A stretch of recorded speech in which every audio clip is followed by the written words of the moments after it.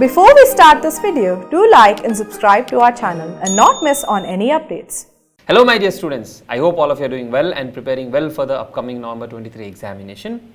In these videos, we will discuss the RTP for financial reporting. There are few interesting questions that we need to discuss. Institute has tried to give some kind of case studies format for the questions, and it is good to have a look at the RTPs because sometimes questions as it is come from RTPs in the main examination. Apart from that, there are few small amendments, nothing great as far as the amendments are concerned, but yes, questions definitely you should watch it till the end. So first, let's quickly wrap up the amendments. Amendments applicable for November 23 examination. So there are some amendments, the summary of which has been given here in the table. The first one is they have replaced the term significant accounting policies with material accounting policies. Now I don't know why they bring in these kind of amendments just to increase your work and our work. Earlier also we used to have significant accounting policies and we used to disclose the ones which are material. Now they have said no, it is no longer significant, you will have to use the term material accounting policies. That is as far as Ind AS 1 is concerned. Then as far as Ind AS 8 is concerned, they have changed the definition of accounting estimates. Now what is the new definition? The definition is accounting estimates are monetary amounts, means we are talking about money, in financial statements that are subject to measurement uncertainty. So here we are saying to measure some items in the financial statement, there is some uncertainty. We are not 100% sure. Because of that, we are making those estimates. So here management will make certain estimates to resolve this uncertainty. So the definition has been updated. Concept remains the same. The way we account for accounting estimates remain the same. This is as far as Ind AS 8 is concerned. And some examples which we anyways have a look at it, like credit loss allowance, expected credit loss, ECL under Ind AS 109. Then NRV is an estimate. Then fair value is an estimate. Depreciation is an estimate, provision for warranty, all of these are examples of estimate. Definition, make a note of it. If at all a question comes in the examination, you are required to give this particular definition which talks about accounting estimates are monetary items in the financial statements that are subject to measurement uncertainty. Then moving on, Ind AS 12, a very minor amendment. So if you remember, there is an exception where we said the acquisition is not a business combination and then neither taxable nor deductible. There they have added a third item where they say that in the exception, the third condition that has to be met is that at the time of the transaction does not give rise to equal taxable and temporary differences. Means when the transaction has happened, it should not give rise to both sides, like taxable as well as deductible temporary differences. Means it is taxable as well, also deductible as well, both are of the same amount. That should not happen, right? So this is the third condition which is added to para number 15 and 24, where we talk about exceptions, not very significant as far as your examination is concerned. Then in Ind AS 101, first time adoption of Indian accounting standards. Now there is an amendment which has reduced the scope of initial recognition exemption with regard to leases and decommissioning obligations. So now the entity will need to recognize a deferred tax asset and a deferred tax liability for temporary differences arising on transaction on initial recognition of lease and a decommissioning provision. So this amendment has narrowed down the exception, and now wherever you have right of use asset and decommissioning liabilities, there you need to recognize the deferred taxes, right? So that is the amendment as far as November 23 is concerned. CSR rules, these were already given earlier as well. So, and in our main content, it is already there, and wherever you would have taken classes from, they would have already covered the updated content for corporate social responsibility rules because it was announced in September 22. If you are using the old material, then this amendment becomes very, very relevant, right? So this is already covered as a part of our lectures. So, there is nothing to discuss on this as such. Now, moving on, there are some other amendments which were made in March 22. Again, these are very old amendments which are already covered, and these are not new amendments. So you can have a look at it, and our lectures are already updated for this. Now, without wasting much time, let us get into the question and answers. So we'll start with the question and answers in the order in which they have given. Some of the questions are really interesting. Some of them have been like what they have given in the existing material. Mini Limited is a manufacturing entity in textile industry. Mini Limited decided to reduce the cost of manufacturing by setting up its own power plant and their captive consumption. As per market research, there was non-operational power plant in a nearby area. So there is a non-operational means it is not operating. If it is not operating means there is no output. There is no output. Hence it decided to acquire that power plant which was having a capacity of 80 megawatts along with entire labor force. So they will acquire the plant plus labor force. Okay. The power entity was owned by another entity, Max Limited. So Mini Limited has acquired the power plant pertaining to Max Limited. Mini Limited approached Max Limited for the acquisition of the plant on the following terms. In fact, today itself, we had done the second class of fast track revision, which is available for free, of course, on YouTube on business combination. So if you have any doubts on business combination, you can have a look at the lectures as well. Mini Limited will seek an independent valuation for determining the fair value of the plant. Okay. Value of other non-current assets acquired and non-current financial liabilities assumed is 11.1 and 32 million respectively. So plant, we don't have the valuation. Other non-current assets, and this we have the valuation. Consideration agreed between both the parties is 51 million. So they have agreed the purchase consideration. The first step purchase consideration is 51 million. Both the parties agreed to the terms and entered into an agreement on 1st of April year 1 with immediate effect. So agreement is 1st of April of year 1. Due to unavoidable circumstances, valuation could not be completed by the time Max Limited finalizes its financial statement for the year ending 31st March. So valuation could not be considered. Now, if valuation cannot be considered, could not be completed, then what do? We have the measurement period. We have a period of 1 year within which we can complete the valuation. Max Limited annual financial statement records the fair value of 80 megawatt power plant at 46.9 million with the remaining useful life at 40 years. So this is the value as per Max Limited financial statement. Max Limited also has license to operate the power plant unrecorded in the books. So this is something which is an intangible asset which is not recorded in the books.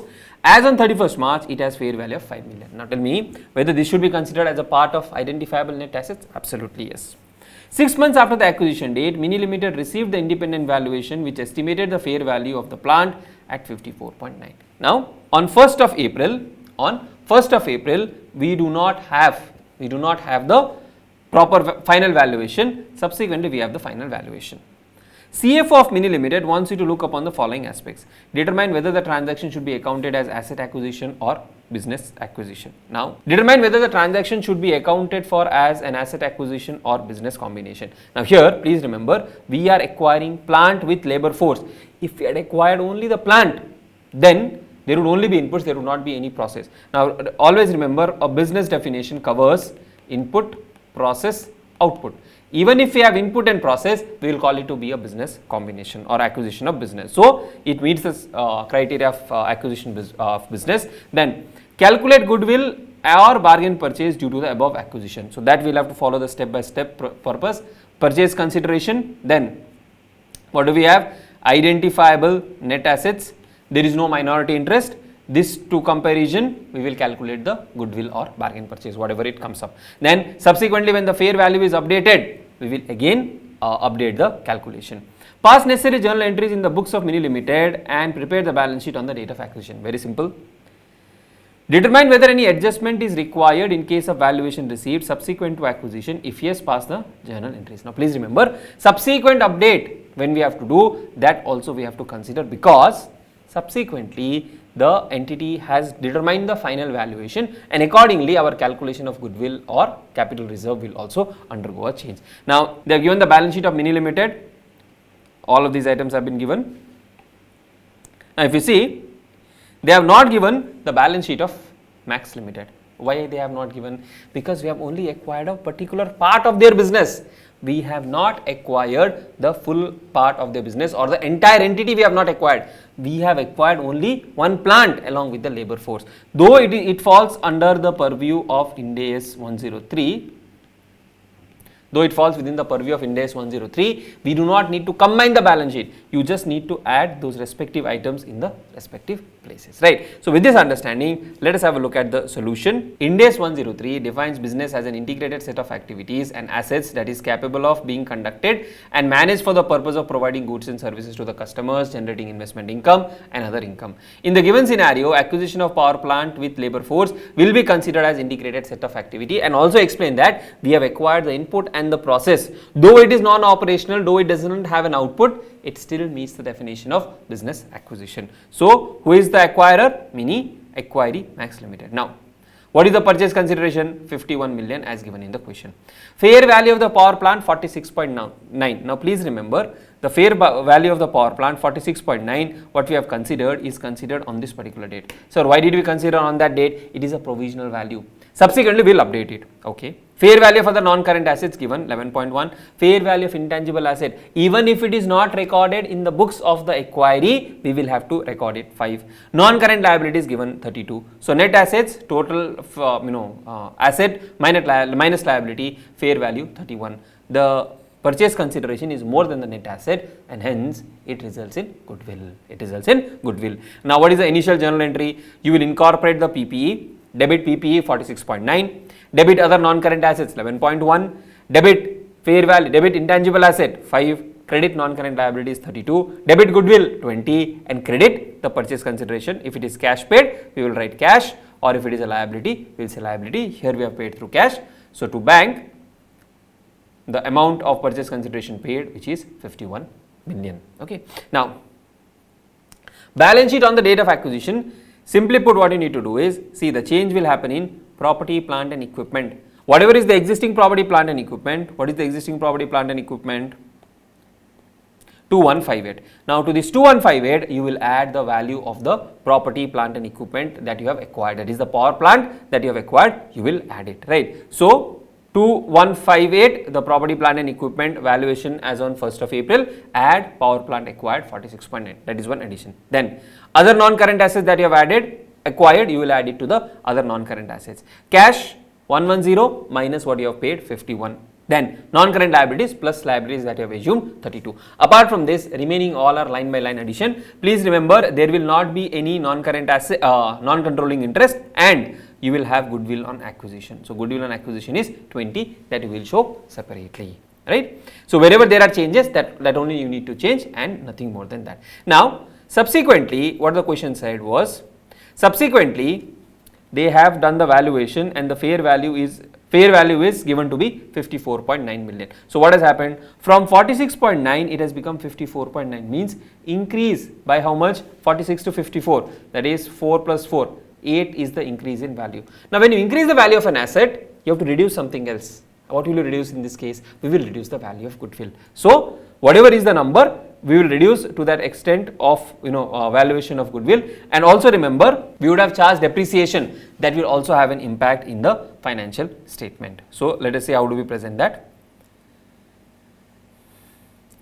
Mini Limited will retrospectively adjust the prior period information. Why will we retrospectively adjust? Now what we will do, we will retrospectively adjust the prior information that we have calculated, because see, we have taken 46.9, now it has become 54.9, means increase in 8 million. Property, plant and equipment value has gone up by 8 million. So you will increase the value by 8 million, but not only that, you will also need to look at the depreciation, because you will have to provide that extra depreciation. So actually if you see, what happens is, earlier you would have calculated depreciation considering 46.9 for 6 months. Now you have to consider 54.9 for 6 months, which means there is an increase in by 8 for how many months? 6 months. So what is the useful life? Useful life they have given is, I think, 40 years. They have a useful life of 40 years. So this 8 divided by 40 years into 1 by 2, this will be the depreciation impact. So 8 5s are 40, 1 by 10, that is 0.1 million. So PPE will be 8 minus 0.1, 7.9. The 7.9 is what? Increase in PPE. What will I decrease? I will reduce the goodwill by 8 million, because the valuation change has happened by 8 million. Earlier I thought it is 46.9, now I am saying 54.9, 8 million is the increase in value of asset. So my goodwill should come down by 8. So the net impact, if you see, goodwill reduced by 8 million, PPE increased by 7.9 million, and your depreciation expense you will increase by 0.1 million. That is what you will have to do in the third part of the question. Okay. Now coming to the last part, determine whether any adjustment is required in case of valuation received subsequent to acquisition. If yes, pass the necessary journal entries. Now what happened? Initially when we acquired, we said valuation is 46.9. Now this has become 54.9. Now what happens because of this? My PPE valuation, it increases by 8 million. My PPE valuation increases by 8 million. Now whenever there is an increase, and this has to be done retrospectively, it increases by 8 million. my asset has increased. If my asset has increased, I should reduce something else. What will I reduce? My goodwill will go down by 8 million. My goodwill will go down by 8 million. So this is one impact. So this will be done retrospectively. Now not only that, on this difference there has to be a depreciation impact also, because depreciation I would have calculated based on 46.9, now it is 54.9. So extra depreciation will be 8 million divided by life is 40 years into 1 by 2. So this becomes 0.1. So one entry is PPE debit 8, goodwill 8. Second entry is depreciation 0.1, provision for depreciation or accumulated depreciation 0.1. Very simple, nothing more than that is needed. So this is how you will look at, or this is how you will solve this type of question. A very good question, and can be tested if at all in the examination. Right, now moving to the second question. The second question is based on Ind AS 21. This is your foreign currency. If you want to watch Ind AS 21, the full lecture, the animated full lecture with all the explanations, it is available for free on our YouTube channel. You can make use of that. Infotech Global Limited, a standalone entity, has a functional currency of USD. So functional currency is USD and presentation currency is INR. Okay. So USD to INR. The following is the draft financial statement prepared in accordance with functional currency. So USD balance sheet has been given, USD PNL is also given. Now we have to translate these to INR. When you are translating these to INR, please understand all the assets and liabilities you will translate at the closing rate only. All the assets and liabilities will be at closing rate except equity. Equity is of course not a liability. Equity will be done using historical rate. Now they have also given statement of PNL, revenue, cost of sales and all of this, and profit for the year is given. Extract from statement of changes in equity, retain earnings in the beginning of the year 18,000, profit for the year 14,500, this number, dividends 3,000, we have to say when it is paid, retain earnings at the end of the year 29,500. Now this 29,500 you can see here. Now when it is the equity component, what you have to do is you have to take the opening INR, what is the profit, what is the dividend, and what will be the closing INR based on the INR numbers. Share capital was issued when the exchange rate was 70. So share capital, when you have to convert, you will say 50,000 into 70. Simple. Then at 31st March, cumulative gain of 4,92,000 has been recognized in the foreign exchange reserve, which is due to translation of the entity's financial statements into INR in the previous year. So here, as on 31st March of year 2, previous year, the number of what? The number of foreign exchange reserve, means whatever is the difference that arises because of translation, that you accumulate in the foreign currency translation reserve, that foreign exchange reserve is how much? 492. This is the opening balance. Entity paid a dividend of 3,000 when the rate was 73.5. So this rate, this you will multiply with 73.5 and get to the answer, get to the outflow. Then profit for the year 1-2 of USD 8,000 was translated at 572, that's for the previous period. For the current period, 14,500 translated in INR at 1072,985. So translated numbers of PNL are already given. For the sake of simplicity, items of income and expenses are translated at weighted average monthly rate, and there has been no significant exchange rate fluctuations during the entire year, and the business is not cyclical in nature. Relevant exchange rates on 31st March is 72, 73 or year 2. 31st March year 3 is 75. Prepare financial statement of Infotech Global translated from functional currency to presentation currency, that is INR. Right. Now here this number is already translated and given. They have not given us monthly weighted average rate. So this we cannot translate. This number is already translated and given to us. So what we need to prepare? Basically the balance sheet, and we need to prepare the statement of changes in equity and also the reconciliation of reserves, right? So let us see how do we present the answer on this. All the assets and liabilities are translated at closing exchange rate, which is USD 1 is equal to 73 on 31st of March of year 2 and USD 1 at 75 on 31st March of year 3. Historical rate is 70, that is already given, right? Now opening retained earnings. Now opening retained earnings, if you come back to the question, opening retained earnings on 1st of April is 4 lakhs. To this 4 lakhs, we will add this 5,72,000, we will get the closing retained earnings. So 4 lakhs plus 5,72,000, 9,72,000 is the closing retained earnings. Then to the 9,72,000, what we will do is, we will add the profit for the year 1070 to 985 minus the dividend. So plus profit minus dividend, we will get the closing retained earnings. Where do we take this retained earnings? We will take it to the balance sheet. So please remember, retained earnings don't multiply with the rate and convert. For retained earnings, you take the opening balance in INR, add the profit in INR, and what is the dividend in INR, and then get the closing balance, right? Now in the balance sheet, if you see, we have, all these numbers, it's a straight multiplication, property, plant and equipment, trade receivables, inventory, cash, all of them at the closing rate 75 and 73. Then share capital historical rate 70. This is where you have to keep a note of. Then retained earnings, as we have calculated here, 1824 and 972. Right. Then foreign exchange reserve, previous period number is given to us as 492. That is already given. If you see the question, on 31st March, cumulative gain was already there. So, this is already given, that will take as it is. Whereas, for the current period, this number is the balancing figure. Now, this is one chapter where even if the balance sheet doesn't tally, we will not get to know, because the translation reserve is a balancing figure. So, whatever is the translation reserve, the difference between the assets and liabilities, you will plug in here, and you have the total equity.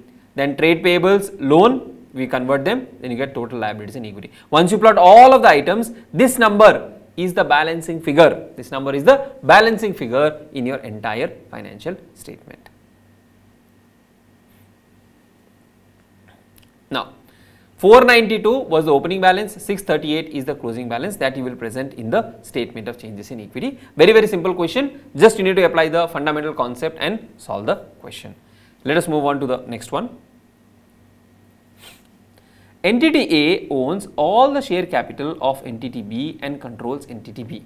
On 1st of April of year 2, Entity A acquired a building from Entity B for 600 lakhs that the group plans to use as its new head office. So, they have acquired PPE. Entity B had purchased the building from a third party on 1st of April of year 1 for 525 lakhs. So, you have A, you have B, B has sold to A. At the time, the building was assessed to have a useful life of 21 years and a residual value of nil. On 1st of April of year 2, the carrying amount of the building was 500 lakhs. So, depreciated amount is already given. You don't need to calculate that again. In entities B's individual financial statement, the estimated remaining useful life of the building measured from 1st of April year 2 is 20 years. So, 21 has become 20, 1 year has lapsed. The residual value of the building is still nil. The method of depreciation is straight line. Pass necessary journal entries for recording the above transaction in the books of Entity B, Entity A and the group's general ledger. Very, very simple question. Here what we need to understand is, as far as Entity A is concerned, it is acquiring a building. So, in the standalone financial statement, what will it say? It will say that 600 lakhs is the purchase. So, in A's financial statement, you will say PPE purchased at 600 lakhs. Useful life of 20 years. When did they buy? They purchased on 1st of April of year 2 and they have not said till which date. Above transaction only 600. If at all you need to calculate depreciation, depreciation will be divided by 20, you get 30, carrying amount will be 570. Okay. For Entity B, what is the carrying amount? 500, sale value 600, 600 minus 500, 100 will be the gain. Now, in the group's financial ledger, will we recognize gain? We will not recognize gain. So, this gain will not be recognized and you will continue to charge depreciation using the original cost. So, 525 divided by 21, you get 25. The depreciation will be 25 and depreciation will not be 30. So, in the group's financial statement, you will reduce, in the group's financial statement, you will reduce the depreciation by 5.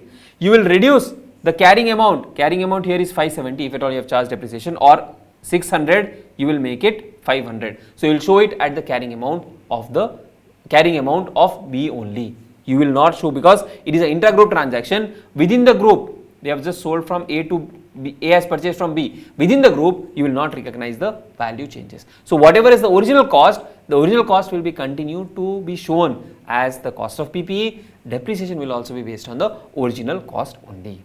On 1st of April of year 1, they are purchased at 525. On 31st March, depreciation for the first year 25.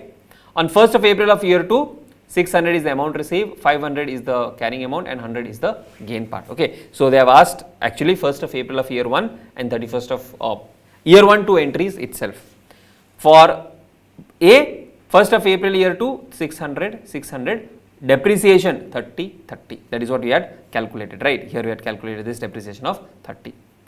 Then profit on sale of building 100, we have seen. Then in the group's book, what will happen? In the group's book, we will have to reduce the profit on sale of building. We have to eliminate it. So profit on sale of building that has been recognized in the standalone financial statements of the subsidiary, that will be eliminated, and you will also reduce the value of the building by 100, and you will reverse the depreciation. You will increase the value of the building by 5 and you will reduce the depreciation by 5, because depreciation has to be charged based on the original cost only. Let's have a look at the next one, which is on Ind AS 20, question number 5. Question number 4, because it is a complicated question, I would provide a detailed solution, because there are new things which have been introduced. It's very elaborate. A simple discussion may not help you, understand that. So what I'll do is I'll prepare a detailed solution of that separately, and I will, share that on the YouTube link. Now coming to question number 5 on Ind AS 20, an entity opens a new factory and receives at the beginning of the year a government grant of 15,000 in respect of capital equipment costing rupees 1 lakh. So 15,000 in respect of 1 lakh. It depreciates all plant and machinery at 20% per annum using SLM basis. Assume that there is reasonable assurance that the condition attached to the grant will be fulfilled. For year 1, pass the necessary journal entries and show the presentation of the effect of this grant in both the balance sheet and statement of P&L under both methods permitted under paragraph 24 of Ind AS 20. See, I don't actually recommend remembering paragraph numbers. It basically says both the methods. Now, what are two methods? One method is reduce it from the cost of the asset. Second method is set up a deferred grant, right? So, first one is 15,000. First method, 1 lakh minus 15,000. Your cost itself is 85,000, and this 85,000 at 20% per annum into 20%, you will charge the depreciation, which is 17,000. Straightforward, right? Second method is set up a deferred grant account. Now, when I set up a deferred grant account, what I do is I basically take the entire grant of 15,000 into something called as a deferred grant account, right?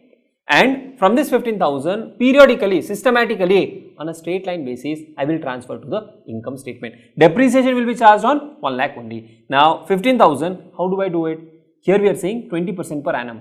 So, if I am charging depreciation at 20% per annum, from this account also at 20% per annum, that is 3,000, I will transfer to the income statement. Very simple. So, when you set up a deferred income account, bank account debit to deferred grant account, right, 15,000, 15,000, then 3,000 government grant to deferred income account and depreciation to accumulated depreciation using 1 lakh as the gross amount. Then when it comes to the, so what have they said? They have said for year 1 to pass the entries, right? So I think they have passed the entries for every year, that is not needed.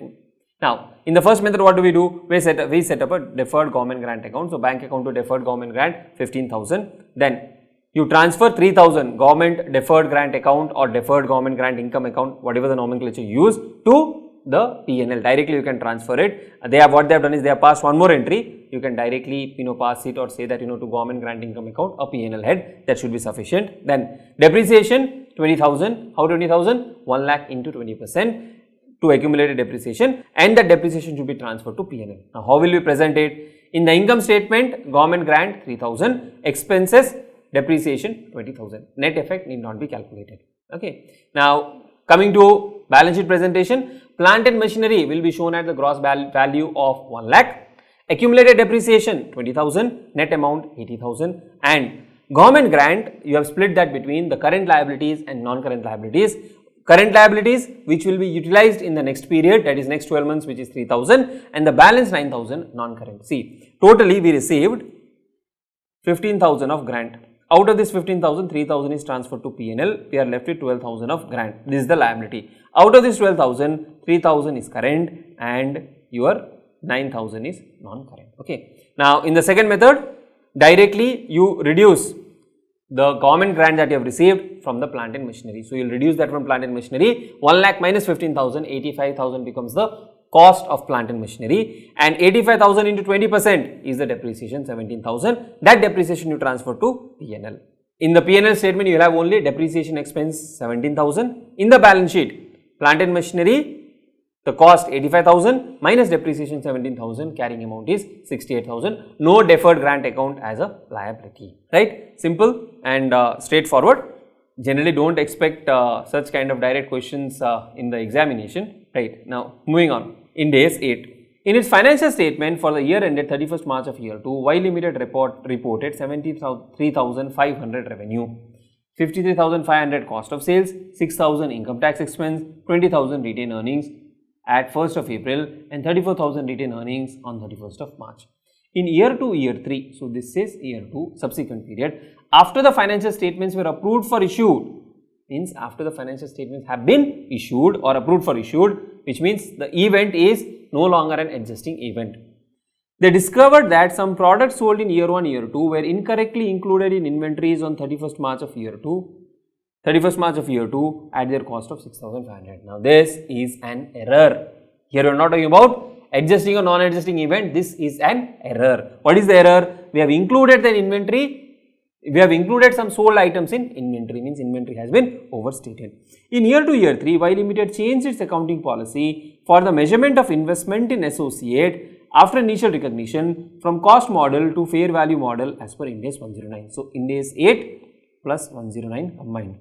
It acquired its only investment in an associate for 3,000 many years ago. The associate equity is not traded on a security exchange, that is, a published price quotation is not available. The fair value of the investment was determined reliably using an appropriate equity valuation model on 31st March of year 3 at 25,000, previous period 20,000 and end of first period, that is end of 31st March of year 1 or as on 31st March of year 1, 18,000. At 31st March of year 3, as a result of usage of improved lubricants, Y Limited reassessed the useful life of machine A from 4 years to 7 years. Machine A is depreciated on straight line method to a nil residual value. It was acquired for 6,000 on 1st of April of year 0. Inventories of the type manufactured by machine A were immaterial at the end of each reporting period. Now, why they have said this is, see here, what has happened?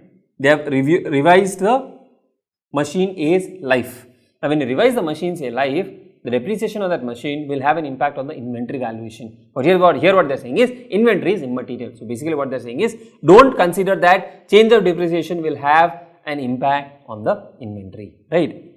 Then, Y Limited accounting records for the year ended 31st March of year 3 before accounting for change in accounting policy and change in accounting estimates record 1,04,000 revenue, 86,500 cost of sales, including 6,500 for the error in opening inventory and 1,500 depreciation for machine A and 5,250 income tax expense. Y Limited presents financial statements with 1 year of comparative information. So, what they will do is, for 31st March of year 3, they have a comparative information on 31st of March of year 2 as well. Now, we will need to prepare up one more balance sheet on 1st of April of year 1 because of errors and because of changes in accounting policy. For simplicity, the tax effect of all items of income and expense should be assumed to be 30%. Draft and extract showing how the correction of the prior period error, change in accounting policy, change in accounting estimate could be presented in the statement of P&L,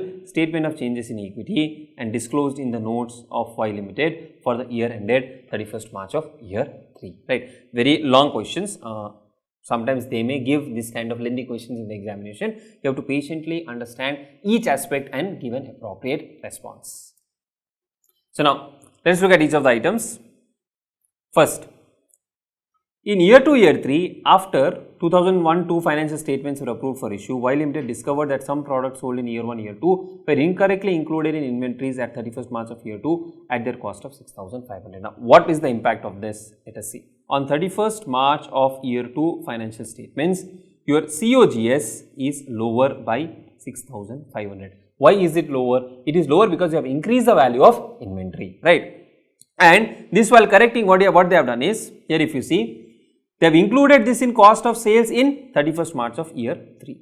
So, 31st of March of year 3, whatever is the cost of sales, they have added 6,500. Now, as far as Ind AS 8 is concerned, prior period errors have to be retrospectively adjusted, right? Now, here it is not a case of impracticability. So, you will have to go back and adjust it retrospectively. Now, this 6,500 of cost of sales, you have to reduce, you have to add it, because you have reduced, you have to add it or you have to increase. You will have to increase 6,500 in which period? 31st March of year 2, and this incorrectly what is done, you have to bring it down, you have to subtract 6,500. So, 31st March of year 2, if you see the financial statement, they have said cost of sales is 53,500. Actually, cost of sales is 53,500 plus 6,500. So your cost of sales will be 53,500 plus 6,500. That will be 53 plus 6, 59, 60,000. That is the first thing. Second, this cost of sales 86,500, what you will do is 86,500 minus 6,500, you will get 80,000. Yes, so that is the first thing. Then the next thing is change in accounting policy for the measurement of investment in associate after initial recognition from cost model to fair value. Change in accounting policy, again retrospective application, right? So what they have said, they have moved from cost to fair value. Right, what is the cost? Have they given the cost? Now they have given the cost of how much? Cost is 3,000 here. Cost is 3,000. Fair value at the end of year 1, 18,000. That is, if you write it here, 1st of April of year 1, valuation is 18,000. 31st of March of year 2, the valuation is 20,000. Means there is a 2,000 increase. So this will be recorded as a gain in the P&L. Why? Because they have taken it as fair value through P&L. Then that's what they have written, right?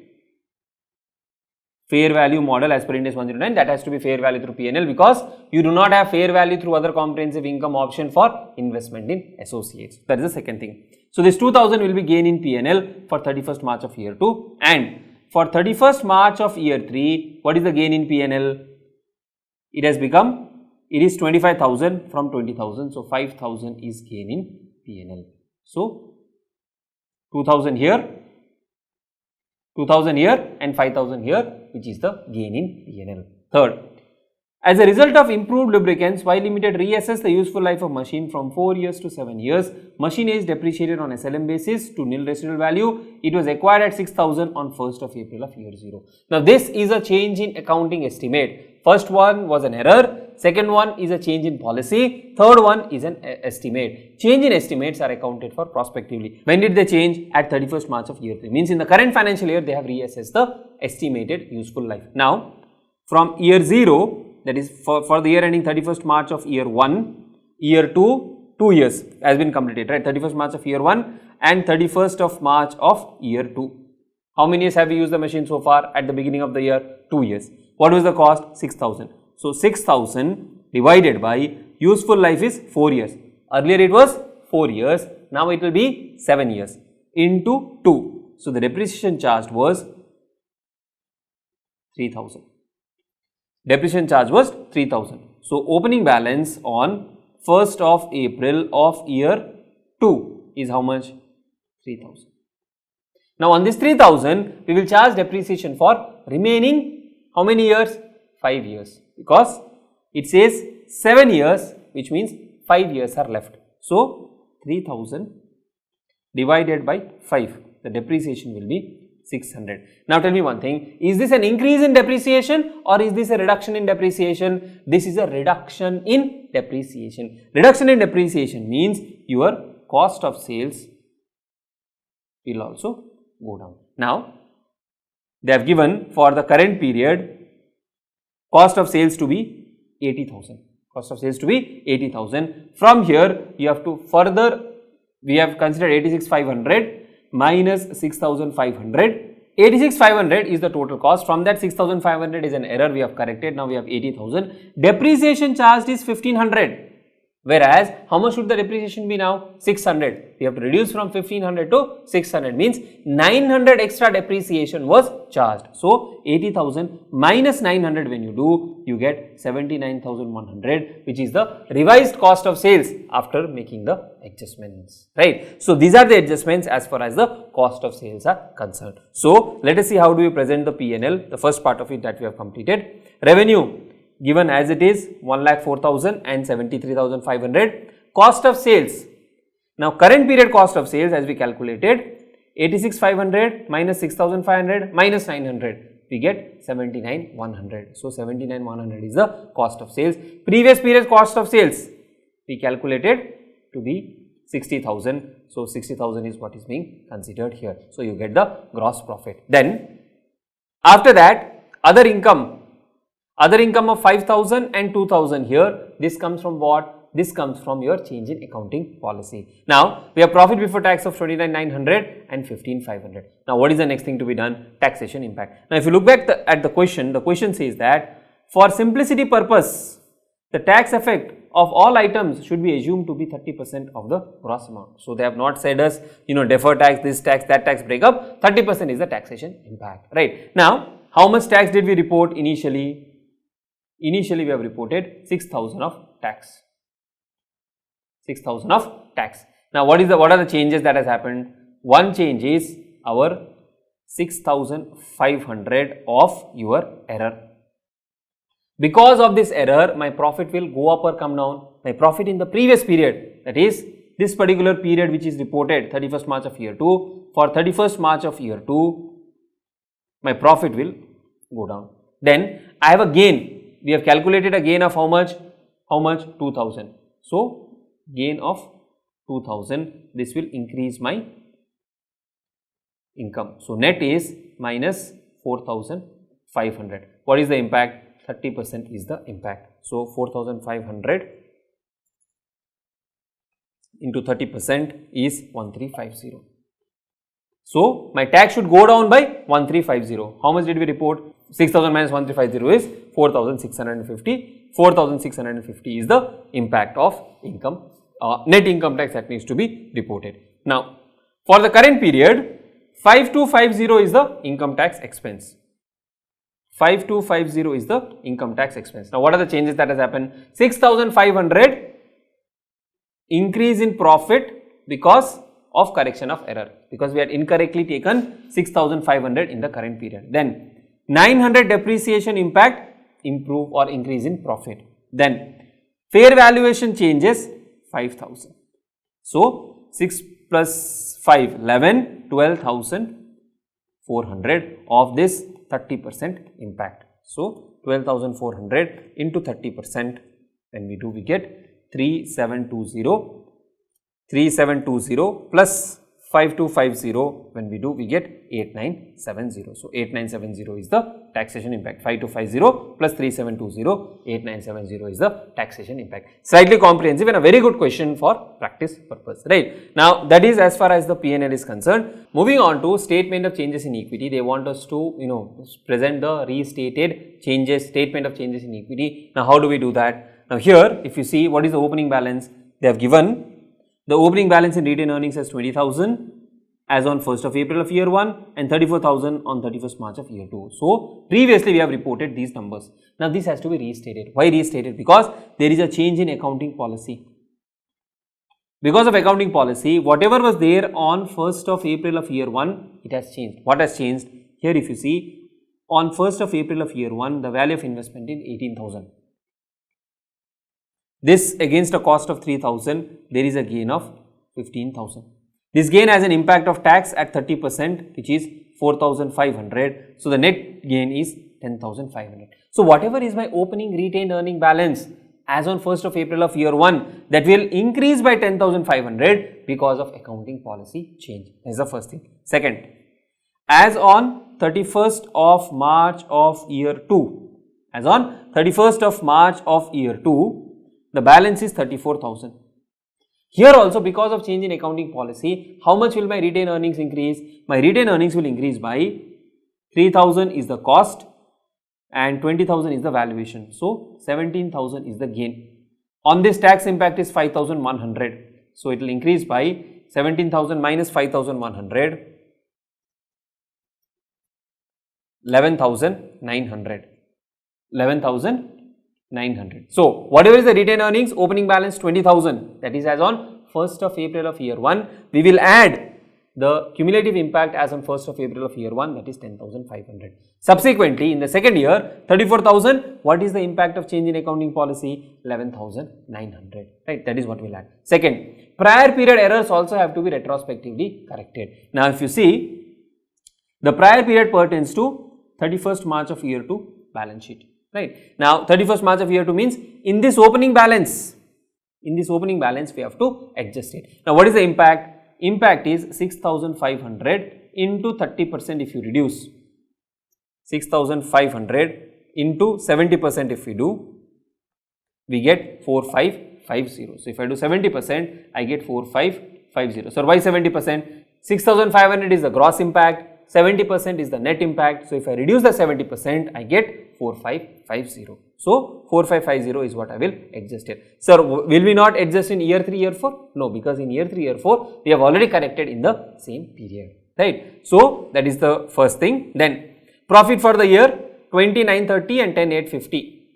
So whatever you have calculated here, 2930 and 10850, that will be considered, and you will get the closing balance at the end of the year. Now this end of the year here means as on 31st of March of year 3 and 31st of March of year 2. And then we will also need to give the notes. Now what kind of notes? It need not be so much elaborate in the examination, you will not have so much of time, but still you will have to explain. Now coming to notes on financial statements, first for the change in accounting policy, why did we change the accounting policy? Due to using lubricants. What is the impact of change in accounting policy? Life has increased from 4 years to 7 years. Then what is the impact in terms of value? 900 depreciation will be reduced in the current period also, in the subsequent period also. What is the after tax impact? After tax impact is 630 because 30% you will take off or you will have to pay extra in taxation. Then what will be the impact subsequent to year 4? See, initially we had useful life of 4 years. So in the first 4 years, we thought we will charge depreciation of 1500 each. Now we will revise to 600 in the year 2, year 3 and year 3, year 4. Subsequent period, there was no depreciation. Now we will have a charge of depreciation of 600. Now a lot of students may be having a doubt, sir, will we be able to remember and be able to write so many things? Actually not needed in so much of detail because this is an ideal accounting policy presentation, right? So you can give as much of information as you can to the extent you remember in the examination. Then on correction of prior period error, what has been sold, what has been included in inventory, because of that what was done as correction and what is the impact on cost of sales and after tax profit. So basically it will reduce the profit in the year ended 31st March of year 2 on a net basis of 4550. Then change in accounting policy, they have changed in accounting policy to move from cost model to fair value model for investment in associate. Because of this accounting policy changes, there is a retrospective restatement and retrospective application of the changes in fair value, and the impact in the opening balance is how much? 15,000, after tax 10,500. In the current period, the impact is 10,900 and income has been recognized accordingly. So that has to be given. So here if you see 10,500 increase in the opening retained earnings, then 11,900 increase on the retained earnings on 31st March of year 2, and in the current period the net impact of profit being 3,500, and in the previous period the impact being 2,000, net of tax 1,400. In the examination, if such kind of questions come, write to the extent possible that you can present it, okay. This is an idealistic scenario, as I told you. Such kind of detailed disclosures are not generally expected in the examination. Even if you are able to portray that yes, opening balance increased by so much of amount, then for example, in this case 10,500, then in the current period the impact is 11,900. So even if you are able to demonstrate that 10,500 was increase in the opening retained earnings as on 1st of April of year 1 or 31st March of year 1, and 11,900 in the subsequent period, impact in the P&L 3,500 in the current period and 1,400 in the previous period, all after taxation, that will be more than sufficient in the examination. Working notes for all the calculations we have done, I have done a rough scribble, you can go through it, and I know we have covered each and every item in detail in this aspect. 12. On 1st of April, an entity paying tax at 30% acquired a non-tax deductible office building for 1 lakh in circumstances in which Ind AS 12 prohibits the recognition of the deferred tax liability associated with the temporary difference of rupees 1 lakh. So, you have 1 lakh at which you have acquired the building. Now, the building is non-tax deductible, you will not get deduction for the tax purpose. The building is depreciated over 10 years at rupees 10,000 per year to a residual value of 0. So, this is the depreciation. The entity's financial year ends on 31st of March. On 1st of April of year 2, the carrying amount of the building is 90,000 and it's revalued upwards by 45,000 to its current market value of 135. There is no change to the estimated residual value of 0 or to the useful life of the building after the revaluation. Determine the carrying amount, depreciation for the year ended 31st March of year 3 and deferred tax thereafter till the useful life of the building. So, you have to calculate the deferred tax portion. Further, analyze the treatment and impact of deferred tax since 31st March year 3 till the useful life of the building. So, here the question is, you have acquired a building and now that building is non-tax deductible. Non-tax deductible means what? The tax base of the building would be 0. The tax base of the building would be 0. Now, when the tax base of the building is 0 and this 1 lakh is the carrying amount. So, carrying amount you have is 1 lakh and tax base is 0 on the date of acquisition, there is a difference of 1 lakh. But what the question says, in some circumstances in which Ind AS 12 prohibits the recognition of the deferred tax liability associated with the temporary difference of rupees 1 lakh. So, because of some reason you cannot recognize deferred tax liability on that 1 lakh. Subsequently, the building is revalued to 135. There is an upward revaluation of 45,000. Now, please understand, originally the building is at 1 lakh, tax base is 0. This is the carrying amount, this is the tax base. Then, after 1 year, building is 90,000, tax base is still 0. From 90,000, we revised it to 1,35,000, the tax base is still 0. Now, here there are differences. Now, here difference is 1 lakh. For this I cannot recognize. Here the difference is 90,000. For this also I can't recognize because the question says you cannot recognize deferred tax liability. There are some exceptions in Ind AS 12. Now, when I make it 1,35,000, the difference is 1,35,000. Out of this 1,35,000 of difference, this 90,000 for which I cannot recognize a deferred tax, whereas for the balance 45,000 which is a temporary difference, I can recognize deferred tax at the rate of 30%. So, like this you will calculate next year. Now, this 1,35,000, the useful life is how much? On 1st April you revalued, so the 9 years are left. So, 1,35,000 divided by 9 means depreciation is 15,000. So, now you will have 1,20,000 as the carrying amount, this is 0. Now, 1,20,000, the carrying the tax base is 0, there is a difference of 1,20,000. Now, on this entire 1,20,000, I cannot recognize deferred tax. I cannot recognize deferred tax. On what amount can I recognize deferred tax? This 1,20,000 comprises of 80,000 of original carrying amount, that is 1 lakh, 90, 80 and all of that. 45,000, 5,000 I would have charged extra depreciation, now I have a difference of 40,000. On this basis, you can recognize deferred tax, and like this you will continue to recognize deferred taxes. Another new question, not seen earlier. So, let us see how it is solved. Carrying amount 1 lakh, tax base 0, 1 lakh is the difference, 1 lakh is the unrecognized temporary difference. As you move ahead, in the second year, the difference comes to, after revaluation, the difference comes to 90,000, out of which 45,000 you can recognize temporary difference, which brings me a tax liability of 45,000 into 30%, 13,500. Like this 40, 35, 30, 25, you keep on reducing it till the end of the 10th year. Now, moving on. A company engaged in the provision of information technology products and services incurred following expenditure during the development phase. So, you can capitalize of its software product that is to be offered to its customer. The entity also purchases software from a third parties for incorporating into its end software product offered to its customer. So, they develop something in-house, they purchase something from outside. The company is in the process of launching it in the market for licensing to customers. The company also takes services of external professional software developers for such development purpose. Cost incurred in relation to the development of its software for the year ended 31st March year 2 is given below. So, their cost has been given.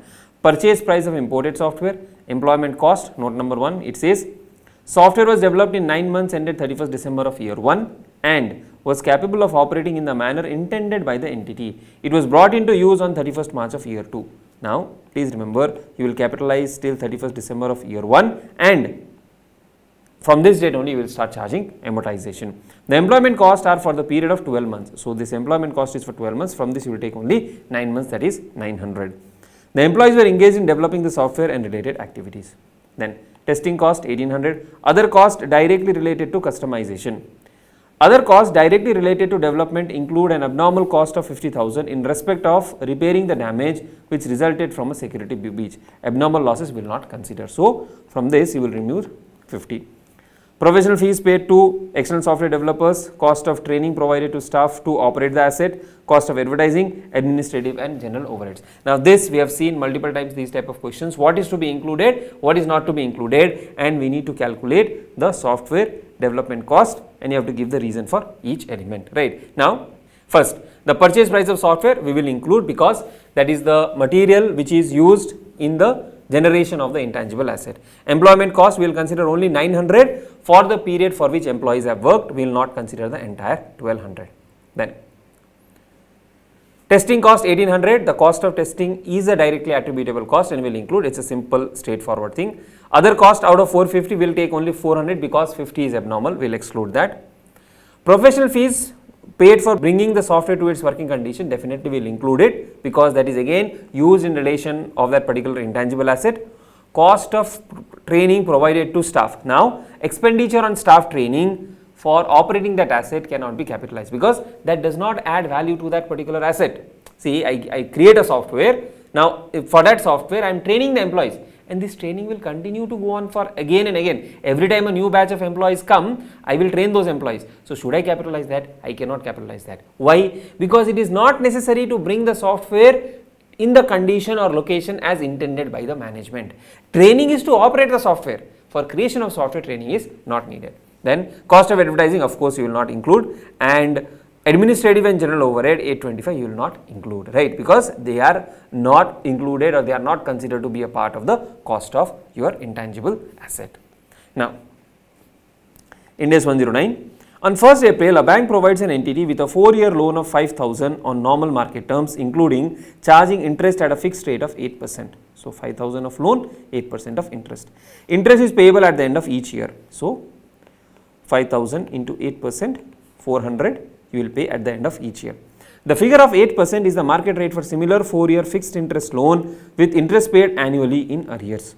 Transaction cost of 100 is incurred in originating the loan, hence effective interest rate in this case is 8.612. So 5,000 and transaction cost of 100 is incurred. Fine.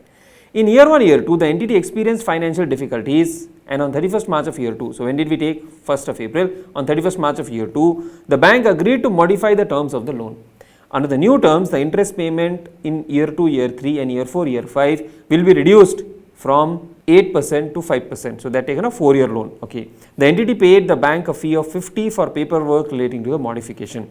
Analyze whether the modification of the loan terms constitutes an extinguishment of the original financial liability or not. Now here there is a modification. Now this is a case of modification. In modification, what do we need to check? What is our existing liability? We will calculate, we will figure out the amount of existing liability. What is the new liability?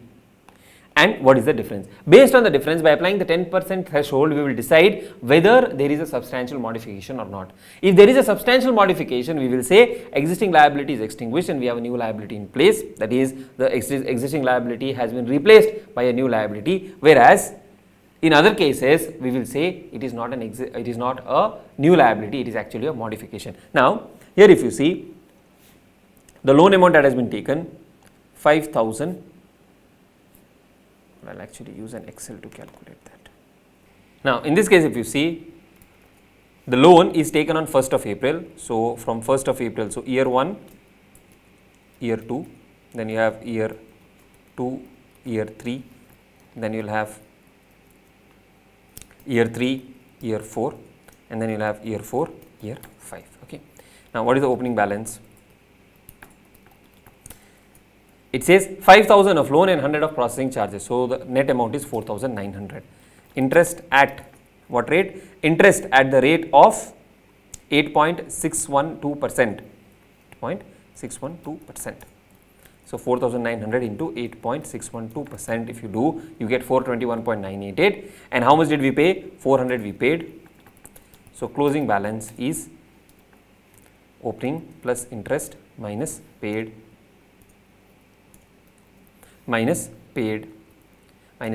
closing balance is 4921. Then 4921 rate for interest 8.6, 423, 400 closing balance. Opening balance, interest rate paid, closing balance.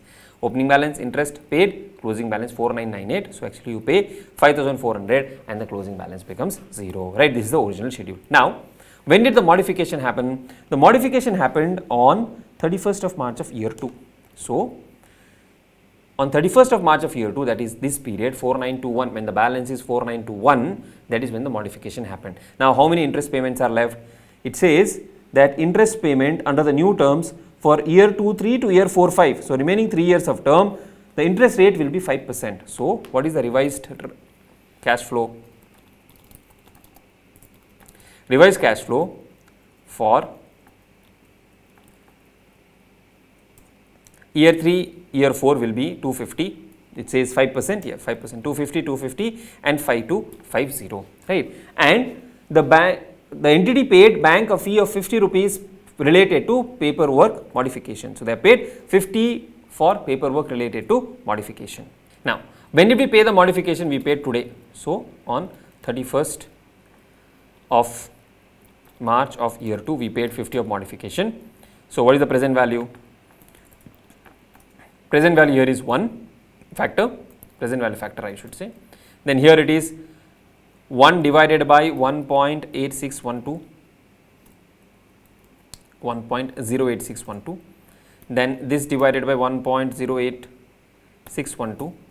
Like this you can calculate the present value factor. So present value will be 50, 230, 211 and 4097. If you total it up,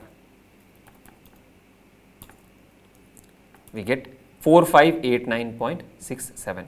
Now the closing balance here we have is 4921. The value of the new liability is 4589.67. 4589.67. Now 4589.67, when you compare with this, what is the difference? The difference is 4921 minus 4589.67, 332. 332 divided by 4921.91 is 6.75. So it is 6.75%. Hence, this is not a replacement. It is not an extinguishment. It is just a modification. So what you will do? You will consider the revised effective interest rate and you will calculate or you will do the accounting for the transaction, right? So this table you have already prepared. Then present value is 4921.91, that is the closing balance. 4921.99, that is the closing balance. Then the present value of cash flow under new term is 4587.25, 4589. So that is 4589, 4587, slight difference because of rounding off. Difference is only 6.8%, and hence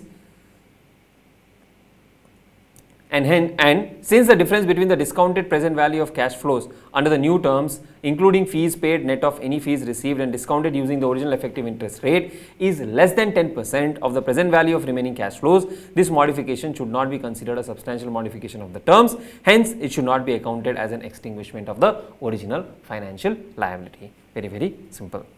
Now, moving on to the next question in day 7.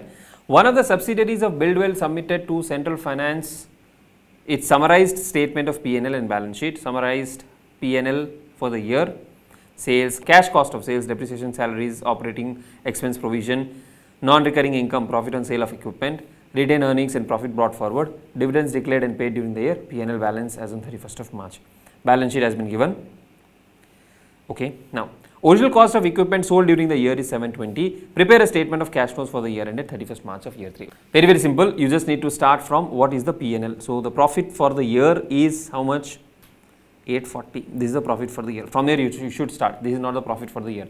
From there you should start. Exclude depreciation, which is a non-cash item. Provision for taxation, we can present it separately. Then you will see the movement in current assets, movement in inventories, trade receivables and advances. This you will do the adjustment for.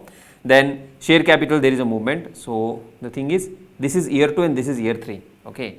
Generally, we show year 3 first and year 2 next. This I have told in the class also. But here they have given year 2 here and year 3 here. So be extra careful. So the movement is from here to here. Okay. For change in assets, as we said, you take opening minus closing. And for change in liabilities, you take closing minus opening. For working capital changes, that will help you solve it. There is nothing specific here or complicated here to be discussed.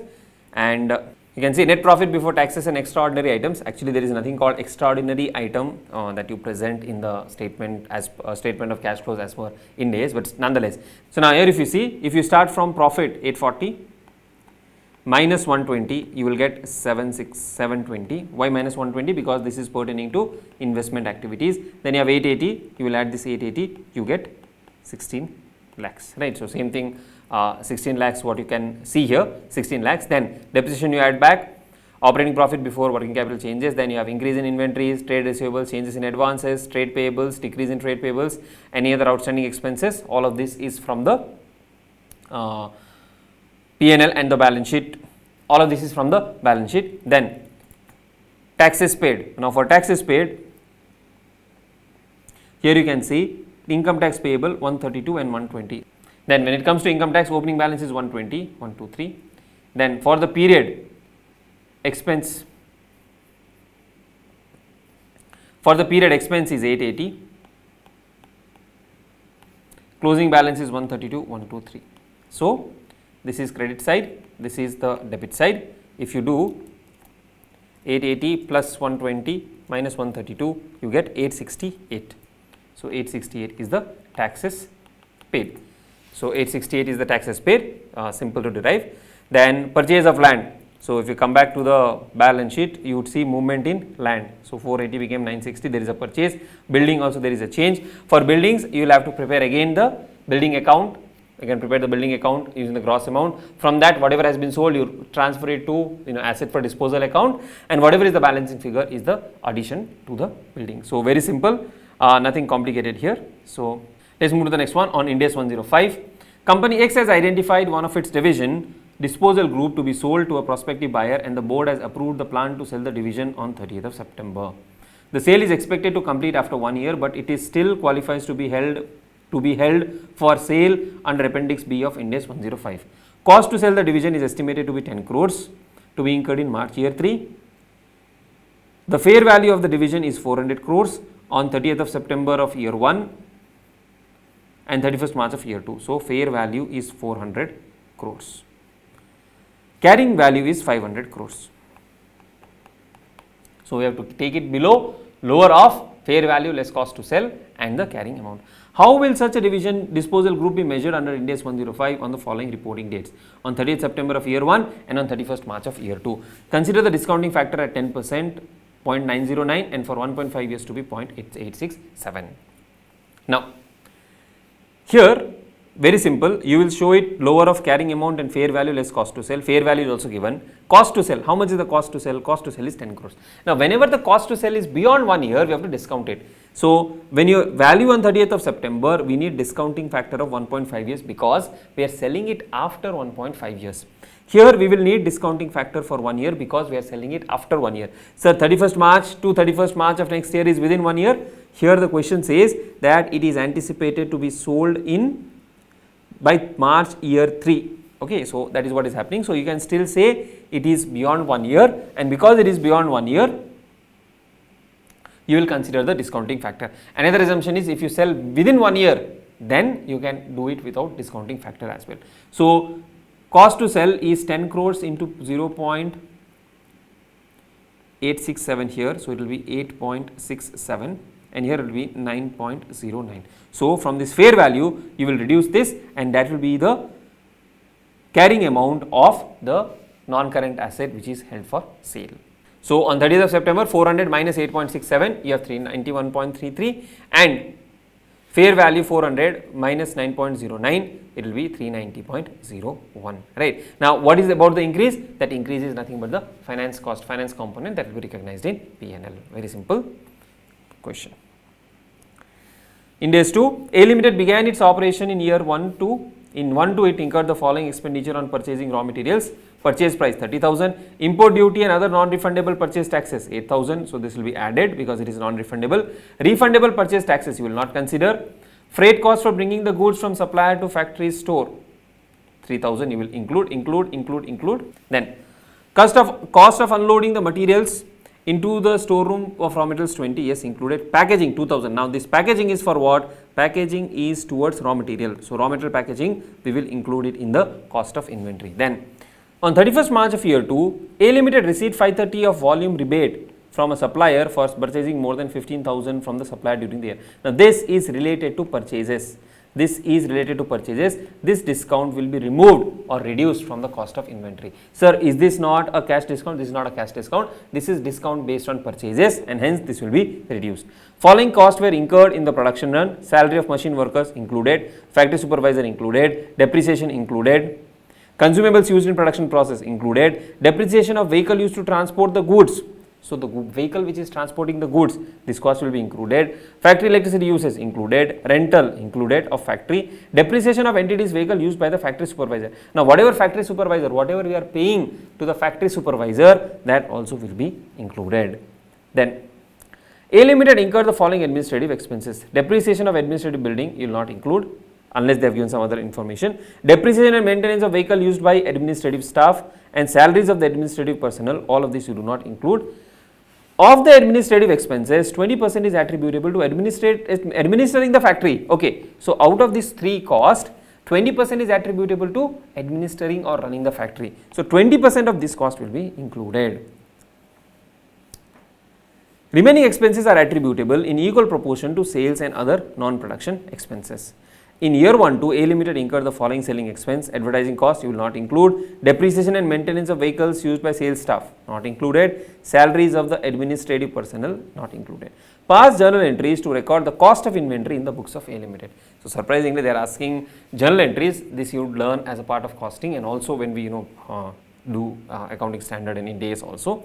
Now first we have to calculate, or we have already seen what is to be included, what is not to be included. Now when they say journal entry, what is to be considered? I have told in the class also, when you purchase a material, you don't say purchases to supplier, actually it is inventory to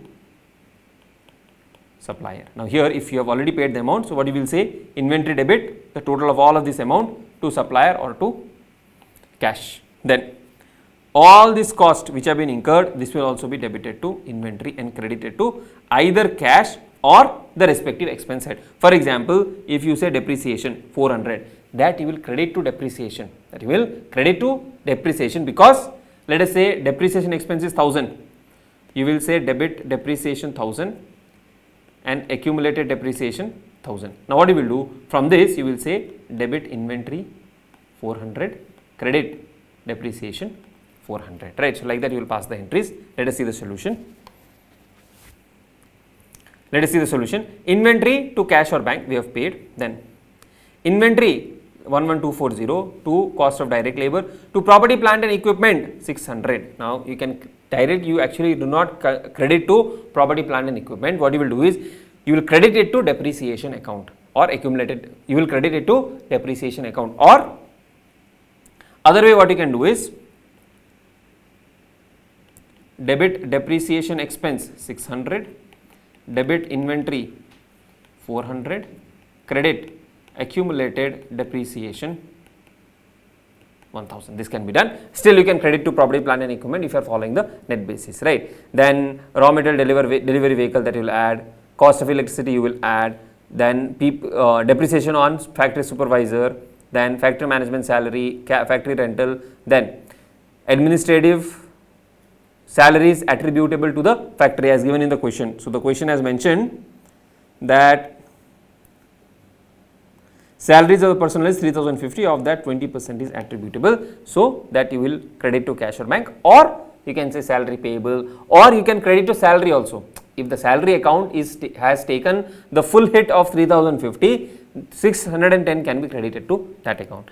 Then the depreciation attributable to the building and the vehicles. Then consumables. So consumables have been consumed, so that also gets added to inventory. 200 of consumables have been consumed, that gets added to inventory, right? So that is how you will calculate you will pass the entry for inventory. So that is how you will pass the journal entry for inventory. Actually speaking, in real life such kind of entries would not be passed. Okay, so system will calculate and directly knock it off from the the control accounts that are created, right? So surprising, institute is asking these kind of questions as well. Then Ind AS 14, Ind AS 16, a combined question. 40 deals with investment property, 16 deals with property plant and equipment. Besides manufacturing plant, A Limited has various other assets not used for operational activities, example freehold land, township in different location. A Limited also has some land which are kept vacant as per the government regulations, which require that a specified area around the plant should be kept vacant. The details of these assets are: A Limited office building, registered office. A Limited registered office is in Delhi. is a 15-story building of which only 3 floors are occupied by A Limited, whereas remaining floors are given on rent to other companies. These agreements are usually for a period of 3 years. According to A Limited, such excess office space will continue to be let out and leased to external parties and have no plans to occupy it at least in the near future. So here 3 floors owner occupied, 12 floors investment property. Then second one, flats in township located in location 1. As regards to township in location 1, there are approximately 2000 flats in the said township. It was built primarily for A Limited's employees, hence approximately 80% of the flats are allotted to its employees. So this is clearly a case of property, plant and equipment. The remaining flats are either kept vacant or given on rent to other external parties. A lease agreement is signed between A Limited and an individual party for every 12 months for 1st April to 31st March. Lease entered is a cancelable lease. Also, besides monthly rent, additional charges are levied by A Limited on account of electricity, water, cable connection, etc. Now, and as per A Limited, there is no intention for selling such excess flats or allotting it to its employees. Right now here 80% is of course PPE, that is very clear. Whereas the balance 20% they are giving it out on rent. So most likely it will qualify as an investment property. Again, you have to see the intention, okay. But they clearly said that there is no intention of selling such excess flats or allotting it to its employees. Means they will not give it to its employees. They will not sell that flat also, but they are still giving it out on rent. So that can qualify as investment property as far as the remaining 20% is concerned. Now these charges which are collected, normally what happens is, if it is a business of managing property, okay, it is business of managing property, you provide some additional services, in that case we may consider or we need to evaluate whether it is a business or we need to evaluate whether that itself is a business or not. Now but here collection of electricity, water and cable connection, these are smaller amounts, so this will not be definitely a business, okay, that is, those are just ancillary small charges. So flats let out PPE, other flats most likely investment property based on the given statement. Then there are 1000 flats in location 2 of township, this is location 2, 400 are given to employees for their own accommodation, PPE, 350 are given on rent to central government and state government for accommodation of their employees. Average lease period is 12 months with cancelable clause. 250 flats are kept vacant. So this is investment property. Again, you are giving it out on rent. 250 are vacant. Now here you need to see what is the purpose. And based on the purpose, you will classify whether it is a PPE or investment property. Hostel. 60 rooms in the hostel have been let out to G Limited to give accommodation to their personnel. Lease agreement is prepared for every 11 months and renewed thereafter. Besides the monthly rent amount, some charges are levied towards water, electricity and other amenities, cable connection, etc. Again, here also you are giving it out on rent to others, so it is an investment property. Now, if you run hostel as a business, like apart from giving it out on rent, you provide food, you provide other facilities, laundry services, as an integrated package if you give, then it becomes a property, plant and equipment. Land in location 1, they purchased a plot of land on the outskirts of a major city. The area has mainly low cost public housing and very limited public transport facilities. The government has plans to develop the area to an industrial park in 5 years and is expected to greatly appreciate in value if the government proceeds with the plan. A Limited has not decided what to do with the property. If it is undecided and if it is land, we will classify it as investment property only. Then a portion of land has been leased out to C Limited for its manufacturing operations. Land has been given on lease rental of 10 lakhs per annum with a lease term of 25 years. So this is again an investment property. A portion of land has been given on rent to D Limited, which has constructed a petrol pump on such land. It has been leased for a period of 40 years and renewed for a further period of 40 years. Again, this also is investment property. What they do on the land is a very different thing, because D Limited has constructed a pump, we have not constructed the pump, so this again is an investment property. So let us see. A Limited building, out of 15, 3 are occupied, so 3 is owner occupied and remaining is investment property. Flats in township 1. In case the flats are held for earning renters, it would be classified as an investment property, and if they are held for allotment to future employees, it would be part of PPE. Now, the question clearly says that they don't have the intention to give it out on allotting to the employees or selling. So most likely they will give it out on rent and it will be investment property. Then 350 flats given on rent, of course property, investment property. 400 flats which are given for self-employee 400 flats which are given for employees, that is your property, plant and equipment, and for the remaining flats we have to again decide the process. Rooms have been let out, so only rooms have been let out, and also they are charging small sums for other services, hence that is still an investment property. Land is an investment property because the purpose is not decided. Land in location 1 is also an investment property, land in location 2 is also an investment property, as we have discussed. Let's have a look at the next question. A and B establish 50-50 joint operation in the form of a separate legal entity, entity J. So, you have A, you have B, they have formed entity J. Each operator has 50% ownership interest and take 50% of the output. On formation of the operation, A contributes property with fair value of 110 and intangible asset with fair value of 10. So, A contributed 120, B also contributes 120. Okay. Carrying amount of the assets contributed by A and B are 100 and 80 respectively. So, 120 is the fair value, they have contributed equally, and 180 is their respective carrying amount. What will be the amount of any gain or loss to be recognized by A and B in the separate financial statement as well as consolidated financial statement? Now, here very simple question, 120 is the fair value, 100 is the carrying amount. If you see 20 is the profit, but 20 is the profit pertaining to our share and the other party share, because out of this, if you look at J's balance sheet, for example, 120 is one asset, 120 is another asset. Out of this 120, A will again say 60 is my share, here also A will say 60 is my share. Now, on my own share I will not have any profit, correct? So, we need to see what is the unrealized portion of the profit. So, total asset is 240, out of 240, A controls 120, B controls 120. A controls 120, B controls 120. Against this, how much of asset we have given? A has given 100, B has also given 100, right? But this 100 represents entire 100%. Out of that, again 50% I will recognize in my own books, for which I cannot recognize the gain, basically the unrealized portion of the gain. What is the unrealized portion of the gain? Out of 20, 10 is realized, 10 is unrealized. Why 10 is unrealized? Because 10 pertains to our own share. So, you will reduce the 10 of unrealized profit. Here 120, sorry, this is not 100, this is 80. Out of this, what is the unrealized profit?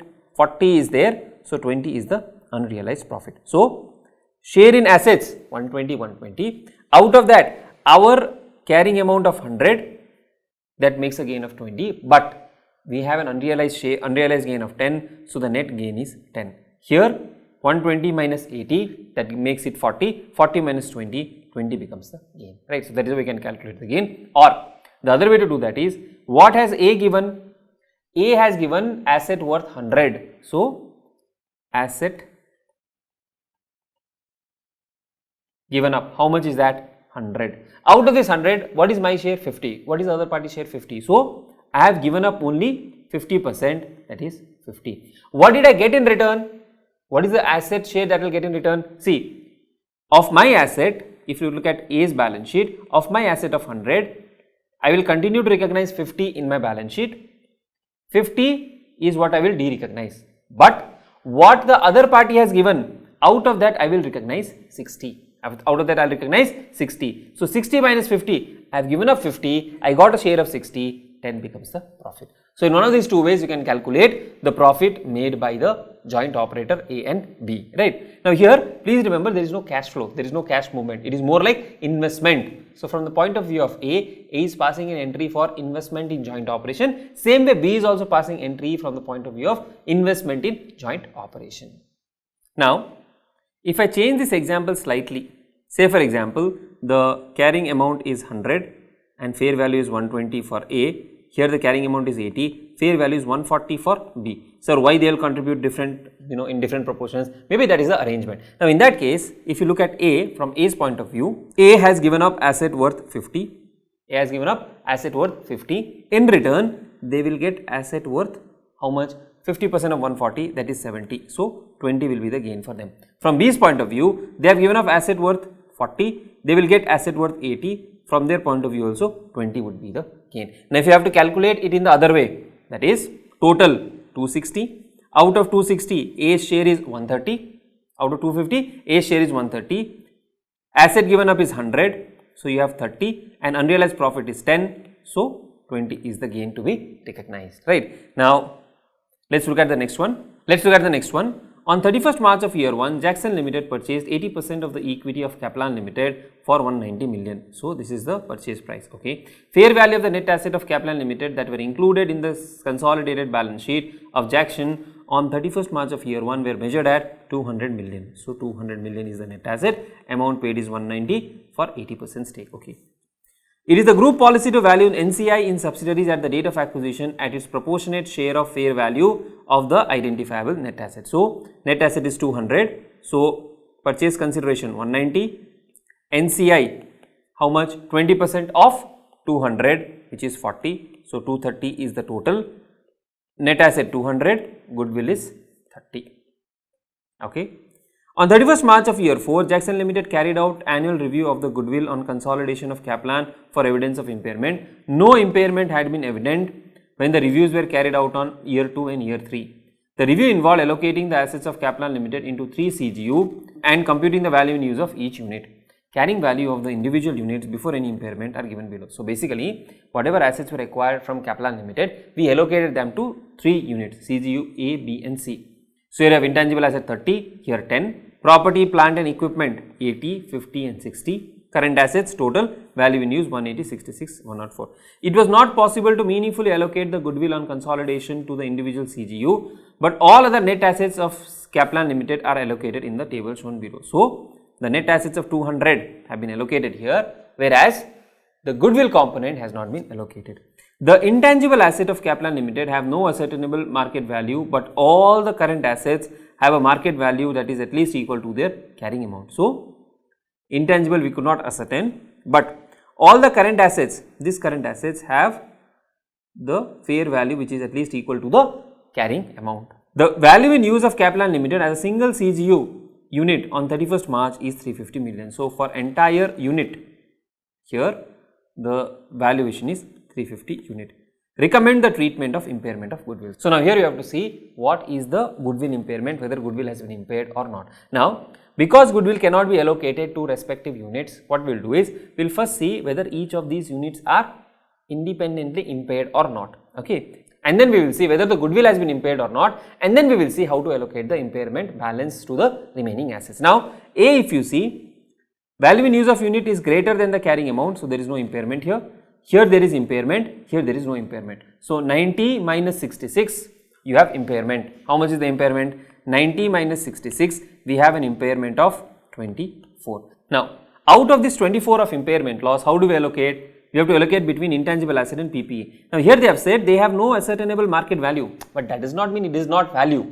There is value, but we could not determine. So, this 24 of loss will be allocated between these two in the ratio of 1:5. So, if you do 24 into 1 by 6, you get 4 and 20. 10 minus 4, you will have 6 here. 50 minus 20, you will have 30 here. So, this will be 30, the carrying amount becomes 66, and this is not impaired, right. Now, if you see the carrying amount, it is 170, 66 and 100.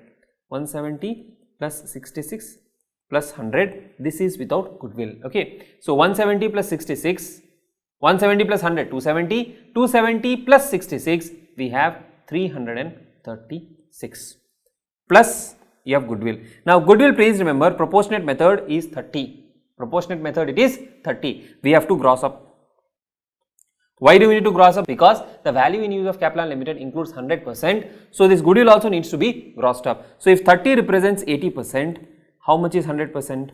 So, basically we will do 30 into 100 divided by 80, you get 37.5. So, 336 plus 37.5,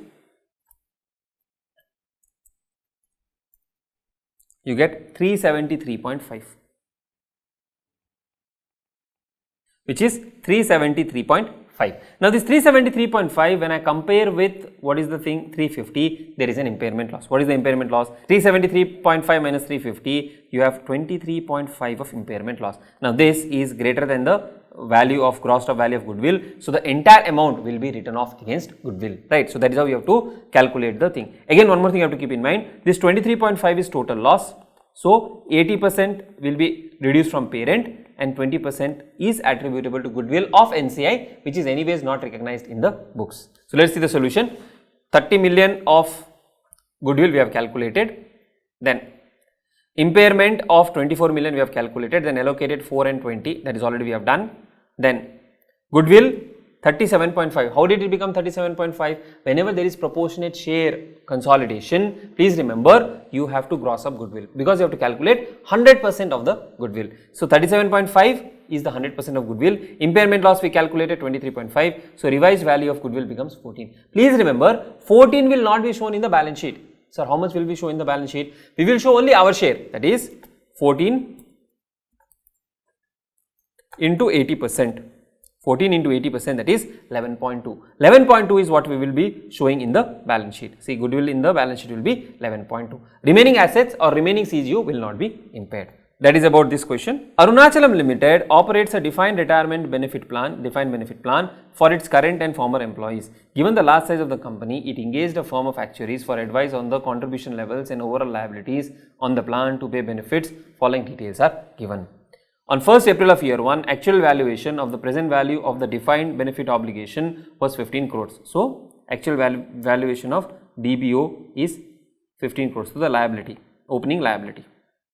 On the same date, the fair value of assets on the plan was 13 crores. So, liability 15, asset 13, net liability of 2. The annual market yield based on government bond is 5%. So, this is the expected return.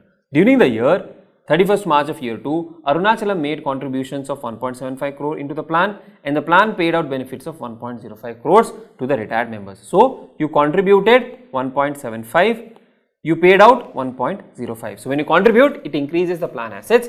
When you pay out, it reduces the plan assets and also the liabilities. Assuming both these payments were made on 31st of March. The actuarial firm estimated that current service cost for the year is 1.55. So, this will increase my liability. On 20th February of year 2, the rules of the plan were amended with retrospective effect, which led to the increase in the present value of defined benefit obligation of 37.5. This is my past service cost. This will also increase my liability. During the year ended 31st March of year 2, Arunachalam was in negotiation with employee representatives regarding plan redundancies. These negotiations were completed shortly before the year end and the redundancy packages were agreed. The impact of these redundancies was to reduce the present value of the obligation by 2 crores, reduction in liability by 2 crores. Before 31st March of year 2, Arunachalam made payment of 1.875 crores to the employees affected by the redundancies in compensation for a curtailment of their benefit. So, you will reduce the liability and you have also made payment of 1.875. So, that is an outflow reduction in asset. These payments were made of the assets of the retirement benefit plan. On 31st March of year 2, present value of DBO was 17 crores and the fair value of asset was 14 crores. Discuss how the above will be accounted in the books of Arunachalam for the year ended year 1, year 2 and give the extracts of financial statement affected due to the above transaction. Very simple. If you have gone through the lectures properly, in fact, the entire Ind AS 19 8 hours of content is available for free on YouTube. You can actually have a look at it, the detailed explanation. Follow the simple structure format that I have discussed in the class. You understand where liabilities will be increased, where liabilities will be decreased, where asset will be increased, where asset will be decreased. So, you will prepare a statement showing what is my opening liability and asset. Expected return will increase my asset. Cost, interest cost will increase my liability. Then I will calculate what is the service cost, past service cost, payouts and all of that. Then I will see what is the closing balance. If there is any difference, that is the difference because of difference between actual returns and expected returns, and also there could be cases of actuarial gains or losses. Now here actual gains or losses are not given, they have given this information. So simply what we can do is, we can prepare the statement showing opening and closing balances and then show the extracts of the financial statement. The RTP is given in a ledger format, but statement format would be more easy, increase and decrease, and you can prepare in that format also. Balance brought forward, which is given in the question. Current service cost, as I told you, it increases my liability, so you will add. Interest cost 75 on the opening balance. Interest cost will increase my liability. Return on plan asset will increase my asset. Past service cost 37.5 will increase my liability. Then whatever benefits have been paid, that will reduce my liability. This will also reduce my asset. Defined benefit obligation paid will reduce my asset. So there is a settlement which says we will reduce the DBO by 2 crores. So that will reduce my obligations, I will reduce that. And on the other hand, corresponding impact is payment on account of curtailment and settlement 187.5. So that again will reduce my plan asset because I have paid that amount. Then for plan asset, brought forward balance 1300 expected return, whatever is the expected return, that will increase my plan asset. Then contribution that is made by the entity, that will increase my plan asset. Please remember, when I make contribution, it will not impact my liability, but when I make settlement, it will impact both my liability as well as my asset. So why both? Because when I am making a settlement, I have to reduce my asset and I have to reduce my liability. My obligations are going down, my asset balance is also going down, right? Now whatever is the difference here, that is the difference on account of actuarial gains or losses. Because we do not have information on actual return and plan return, we will assume this is the return that is considered to be both expected and actual. So whatever is the difference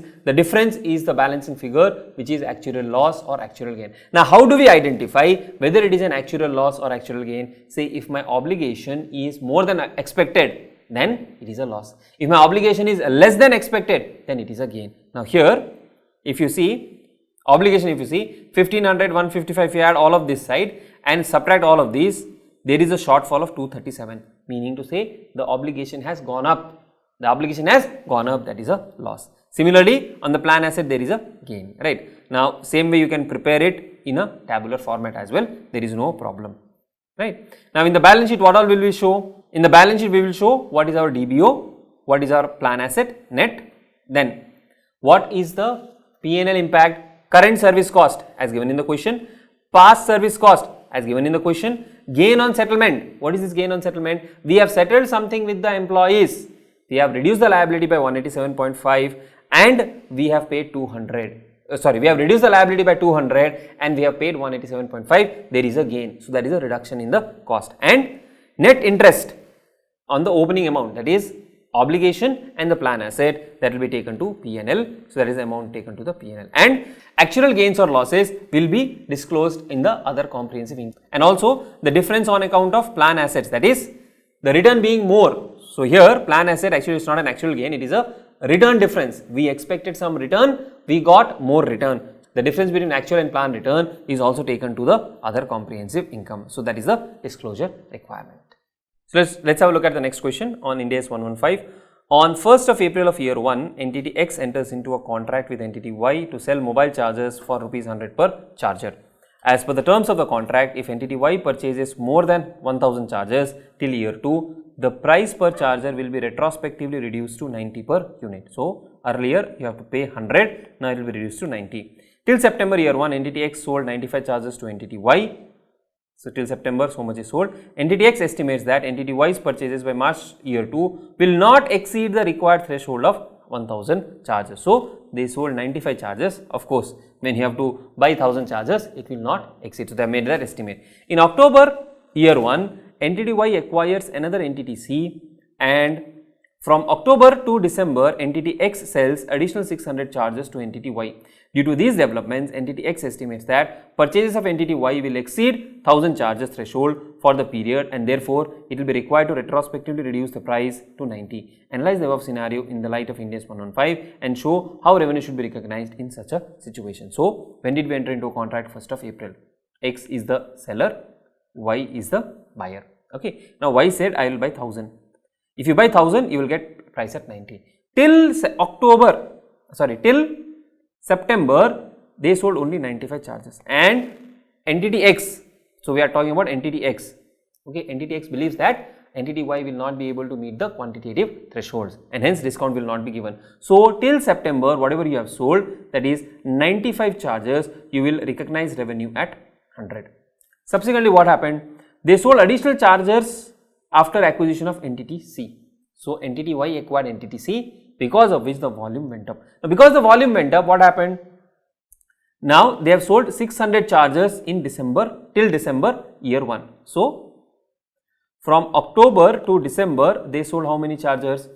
They sold 600 chargers, and plus you have already sold up to September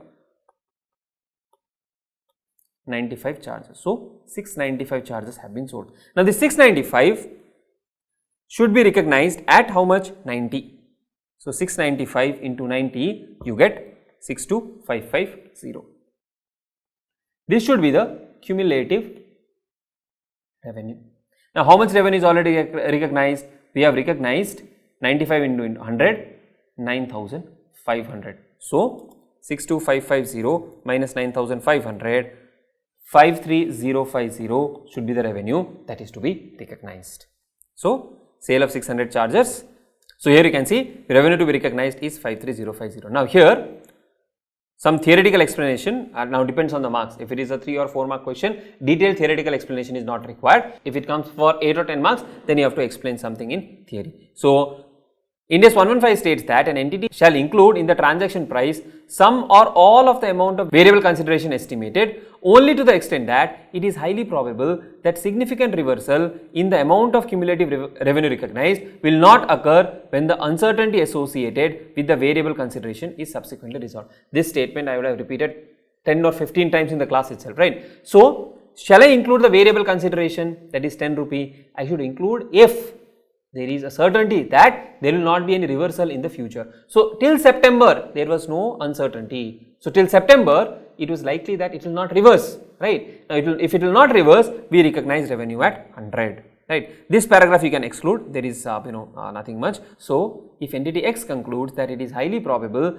that a significant reversal in the cumulative amount of revenue recognized will not occur, then the entity will recognize revenue of 9,500 as on 30th of September for the half year ended. Subsequently, what happened? There are additional facts, there is additional information, and now it appears that the consideration will have to be reversed because the volume is likely to exceed 1000, right? Hence, due to change in circumstances on account of entity Y acquiring entity C and consequential increase in the sale of charges to entity Y, entity X estimates that entity Y purchases will exceed 1000 charges, and therefore it will be required to retrospectively reduce the price to rupees 90. So, you can calculate the reversal either in the way which I did, that is more logical, or in this manner, right. Now, Ind AS 41, this is with agriculture. Mr. M. Chinnaswamy and Brothers is a company that is engaged in growing and maintaining coconut palms and selling their output to various forms. The company has farmland having 2 lakhs coconut palms in the coastal area of Karnataka near Mangalore. The fair value of each coconut palm is derived based on average realizable price of 30 per nut. Okay, there is always this discussion whether coconut is a nut or a fruit or a juice, whatever you say. Each coconut palm grows 80 nuts per annum on an average basis. Each coconut palm can generate revenue for as long as 80 years, and the current palms are only 20 years old. So, 8 years is the life, 20 years is what is lapsed. Management thinks that considering the risk factor in business, valuation of each palm can be considered at 5 times its annual revenue. So, value of the palm will be how much? 5 times the annual revenue. What is the annual revenue? 80 is what they said, right? 80 nuts, okay, 80 nuts into 30 into 5. So, 8 3s are 2400 into 5, that is 12,000, okay.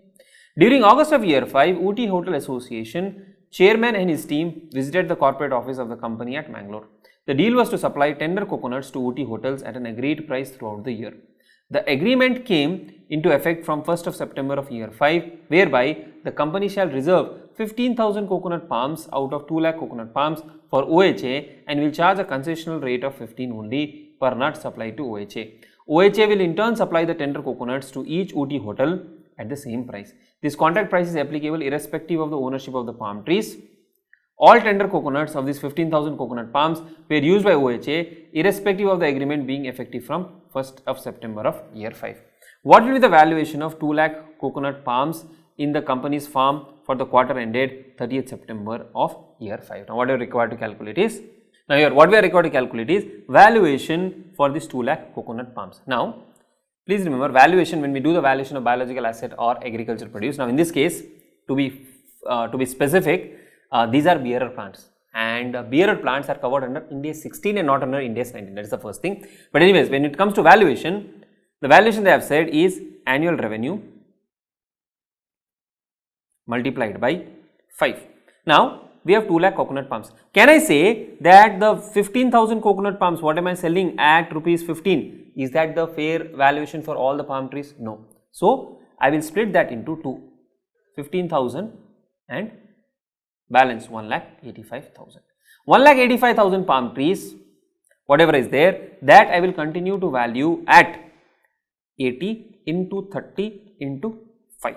And 15,000 palm trees I will value at 15,000 into 15 into 80 into 5. So this sum total will be the valuation of the coconut palm trees. So 15 into 80 into 15 into 5 and 185 into 80 into 30 into 5. So that is the valuation of the palm. Next one, this is not Ind AS 19, this is 37. On 1st of January of year 2, the directors of Johansson Limited decided to terminate production at one of the company's division. The decision was publicly announced on 31st of January. The activities of decision were gradually reduced from 1st of April and closure is expected to be completed by 30th of September. Okay, so this is the date of communication. At 31st of January, the directors prepared the following estimates of the financial implication.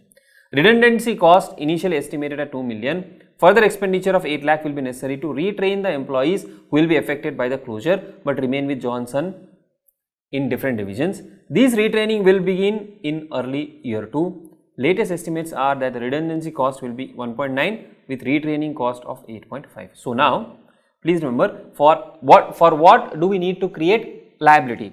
As far as the Ind AS 37 is concerned, for redundancy cost that you are obliged to pay, for that is 2 million, for this you will create a liability, whereas this training cost will not be considered to be a liability, or you will not create a liability because you are not required or there is no obligation to retrain, hence this will not be covered. Okay. Plant and equipment have an expected carrying value of 8 million, we will have a recoverable amount of 1.5 million. These estimates remain valid. So, recoverable amount 1.5, carrying amount 8. So, what is the recoverable amount? 1.5. There is an impairment, so you have to provide impairment for that. The division is under contract to supply goods to a customer for the next 3 years at predetermined price. It will be necessary to pay compensation of 6 lakhs to this customer. Compensation actually paid in May is 5.5. So, initially we will say 6 lakhs. Subsequent revision 5.5, 50,000 will be reversed and recognized as gain. The division will make operating losses of 3 lakhs per month in the first 3 months and 2 lakhs per month in the next 3 months, year 2, year 3. Estimate proved accurate for April and May, year 2. So, this is the future operating losses. Now, here the question talks about future operating losses. We will not provide for any future operating losses for the division. The division operates from a leasehold premise. The lease is a non-cancelable operating lease with an unexpired terms of 5 years from 31st March of year 2. The annual lease rentals payable on 31st March in arrears are 1.5 million. The landlord is not prepared to discuss an early termination payment. So, now you have to pay how much? 1.5 million annual lease rental for the next 5 years. So, you have to pay 1.5 into 5 years, 7.5 total outflow. Now, what is today's liability? This 1.5 into 5, you have to calculate the present value. So, they have given the present value table here, we will use that to calculate. Following the closure of the division, it is estimated that Johansson Limited would be able to sublet the property from 1st of October. Oh, okay, so there is a sublet also. Johansson Limited could expect to receive a rental of 3 lakhs for 6 months period from 1st October to 31st March and then annual rentals of 5 lakhs for each period ending 31st March to 31st March of year 7. All rentals will be received in arrears. I have to pay 1.5 million to the landlord. There is a burden on me. How much am I expected to recover? I am expected to recover 3 lakhs. I am expected to recover 3 lakhs for the 6 months period from October to March and 5 lakhs for each period ending 31st March year 4 to year 7. So, here there is a burden on me. I cannot escape the contract. But what is the net cost of fulfilling the contract? Whatever I have to pay minus whatever I am receiving here. So, the net amount of that will be discounted and for that we will calculate the present value. That is the value of liability that we will be recognizing. Compute the amount that will be included in the P&L for the year ended 31st March of year 2 in respect of the decision to close the division of Johansson Limited. So, first one, redundancy cost. Now, what is the question about on 31st of March? Now, if you see redundancy cost, initially they said estimated 2 million, but by 31st March, how much is the redundancy cost? 1.9 million. So, we will recognize a cost of 1.9 million, right? Retraining cost, we will not consider. Then, impairment of plant, 6.5 million, that also needs to be provided, though it's not a part of restructuring provision. Then, compensation of breach of contract, they settle at 5.5, redundancy cost, 5.5 lakhs will be recognized. Now, it depends.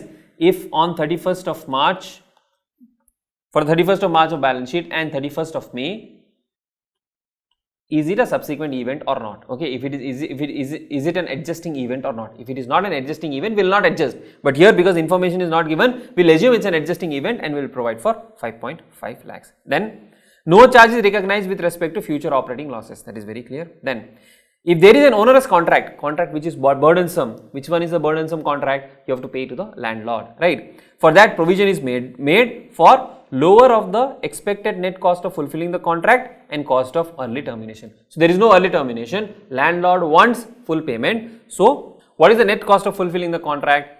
1.5 into 4.32, basically 15 lakhs that you have to pay over a period of next 5 years, that is 4.32 plus minus 0.3 million that you will that you will realize in the next 1 year's time, that is by the end of the first year, and 0.5 million that you will recognize or that you will get over the next 4 years. So 0.5 into 4.32 minus 0.95. Now the reason why it is done, that is for 0.5 million the discounting should happen from year 2 to year 5, 2, 3, 4, 5 for 4 year period. That is why we are doing 4.32 minus 0.95. So that gives us the present value of the obligation that needs to be recognized as far as the onerous contract is concerned. Next one, entity X, a utility company, enters into a contract for 20 years with entity Y, a power company, to purchase all of electricity produced by new solar power station.